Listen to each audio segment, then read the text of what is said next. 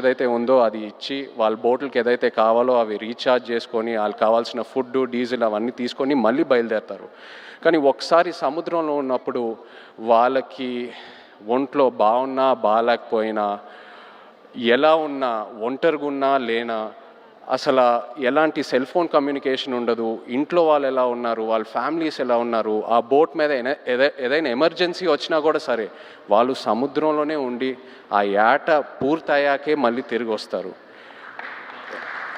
And ఏంటంటే నేను అక్కడ ఉన్నప్పుడు అడిగాను, మీరు ఒకసారి పాకిస్తాన్లోకి వెళ్ళి ఒక సంవత్సరం పైన అక్కడ ఉండి జైల్లో ఉండి ఎన్నో కష్టాలు చూసి ఎన్నో ఛాలెంజెస్ చూసి బయటికి వచ్చారు కదా, మళ్ళీ ఎందుకు వెళ్తున్నారు యాటకి, వేరే ఏదైనా పని చేసుకోవచ్చు కదా అంటే, లేదు మాకు అదే వచ్చు, మాకు ఆ సముద్రం తప్పితే వేరే ఏది తెలీదు, ఏ కష్టం వచ్చినా సరే మేము చూసుకుంటాము.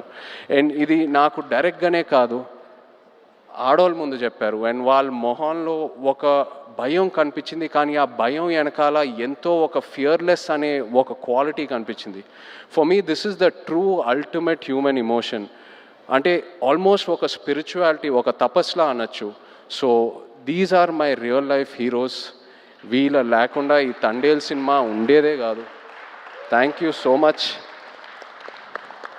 మీరు ఎంతో నన్ను ఇన్స్పైర్ చేశారు, మీరు ఎంతో నన్ను మూవ్ చేశారు. ఈ తండేల్ రాజు క్యారెక్టర్లోనే కాదు, but also as a human being మిమ్మల్ని చూశాక ఎంతో నేర్చుకున్నాను.